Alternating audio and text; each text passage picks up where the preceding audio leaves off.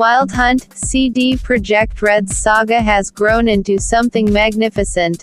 It's a game of truly epic scale that still displays an eye for every minute detail.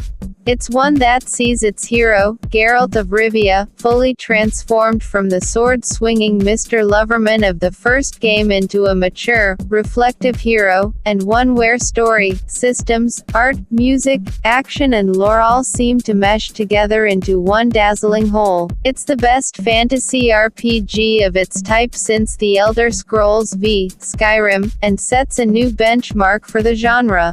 To be honest, that's all you really need to know. So watch the video till end and don't forget to subscribe our channel.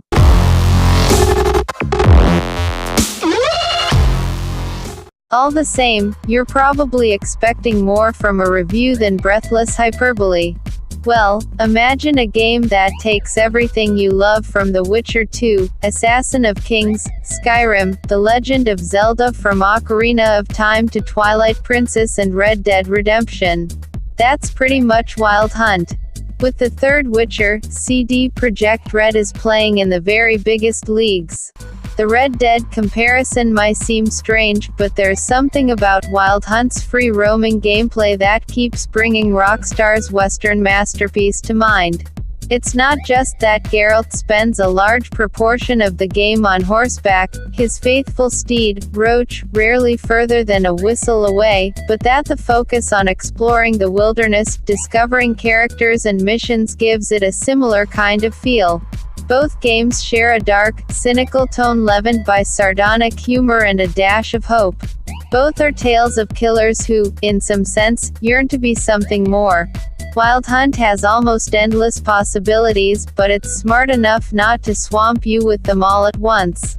The initial section of the game threatens to hit you with the same mild disappointment you felt when you discovered that Dragon Age Inquisition wasn't doing one seamless world, but a series of linked, large-scale landscapes.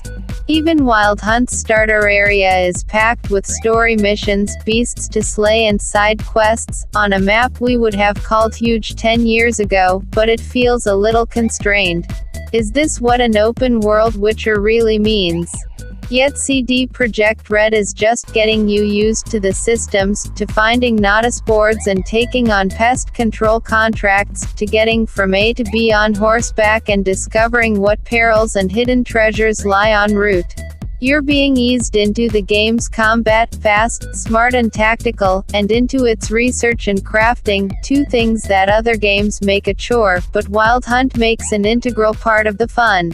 The visuals, meanwhile, are just astonishing. The game's landscapes are epic, atmospheric and believable, making superb use of vegetation, light, fog, cloud and color. It's the kind of game where you want to explore for the scenery alone. Yet the up-close detail is equally impressive, with textures and surfaces you can almost feel and facial animation that leaves Dragon Age Inquisitions in the dust.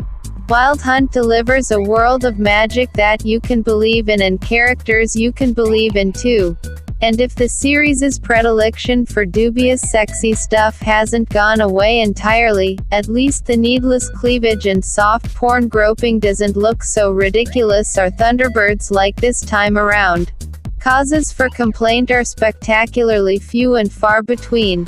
CD Projekt has done a fabulous job of all the basics, from inventory and quest management to crafting, that the interface barely bogs you down, but 2 steps to get to the map screen seems 1 step too far. Loading times are a little on the long side, though only a problem when you die or use fast travel, and the frame rate falters occasionally on the PS4 version tested, particularly when you're wandering around the world's big cities. Speaking personally, I'm also not a huge fan of having to repair weapons regularly, and having to travel back to the nearest blacksmith to get my gear fixed up is one chore I could do without. Still, repair kits are easily available, and some people like that sort of authenticity. In fact, Wild Hunt makes it palatable by placing accessible limited-time weapon and armor buffs for you to use while you're there. In short, I'm only sweating about the small stuff. The big stuff here is absolutely brilliant, and brilliant in a way that leaves you wishing that more games could be both this ambitious and this well executed without failing one way or the other. Sure, The Witcher 2 isn't something you can pick up casually, requiring time, commitment and, well, a lot more time, but it's hard to imagine anyone without a hatred of RPGs and fantasy regretting the countless hours they'll put in. With commiserations to BioWare and Bethesda, Wild Hunt is the new RPG by which all other RPGs should be judged. Not only has CD Projekt Red delivered the largest and most convincing fantasy open world we've ever seen, but a storyline, quests and systems that make it an incredibly compelling place to run, ride and sail around in. It's the GTA 5 or Red Dead Redemption of sword and sorcery sagas and the biggest, most breathtaking time sink you're likely to play this year. There's been a lot of talk recently amongst the gaming literati about whether systems engage players more than storyline, but Wild Hunt binds the two together in ways that make the question seem nonsensical. Geralt has evolved from a surly young blade to a would-be father figure, on the trail of the woman he once loved and the closest thing they have to offspring. To find them, he'll have to battle men, beasts, spirits and otherworldly forces, while getting involved in intrigues that affect the fate of nations, yet it's always clear what you're doing and how it contributes to your aims overall.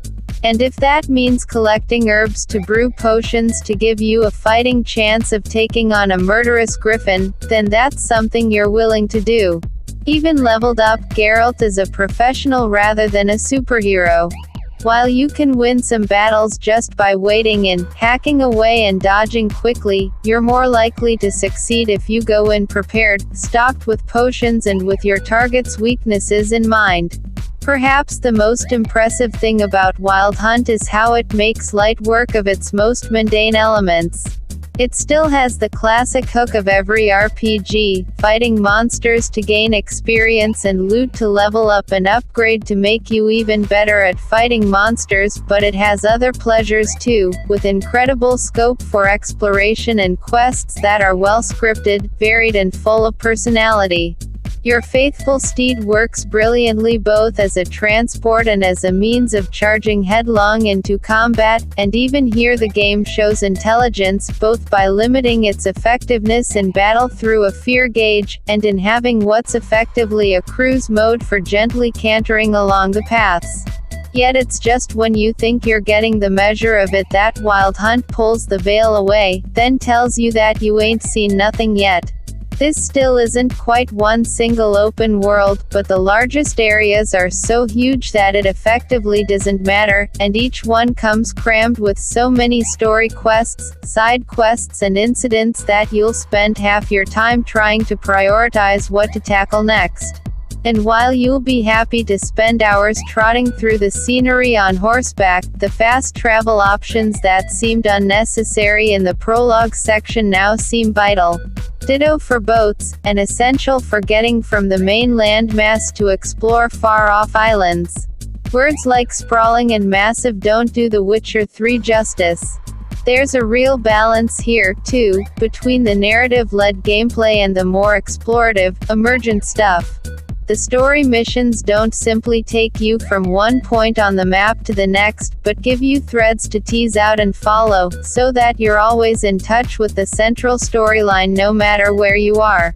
The only limitation comes down to your current level. Each quest and side quest has a recommended level, and we've found that you ignore these at your peril. Yet when Wild Hunt has put you on a story mission, it feels as detailed and cinematic as any linear action game. Dialogue scenes, set-piece action sequences and boss battles all seem to flow naturally into the gameplay, with a potency we haven't always seen in previous Witcher games. Throughout, it's held together by great music, strong voice work and an impressive consistency of tone. Fantasy doesn't get much darker than it does in Wild Hunt, where the ongoing war between empires is constantly in the background, where the ordinary folk are clearly suffering, injustice runs rampant, and even a hero must sometimes turn a blind eye. that doesn't mean you can't make a difference. There's a real feeling that what you say and what you do is changing things for worse or better, even if it's simply clearing a farmstead or a small port of monsters and letting the locals get back to their grubby, impoverished lives. Thanks for watching the video. Please like the video, share it with friends, and if you are new to this channel then subscribe us for latest updates. Bye.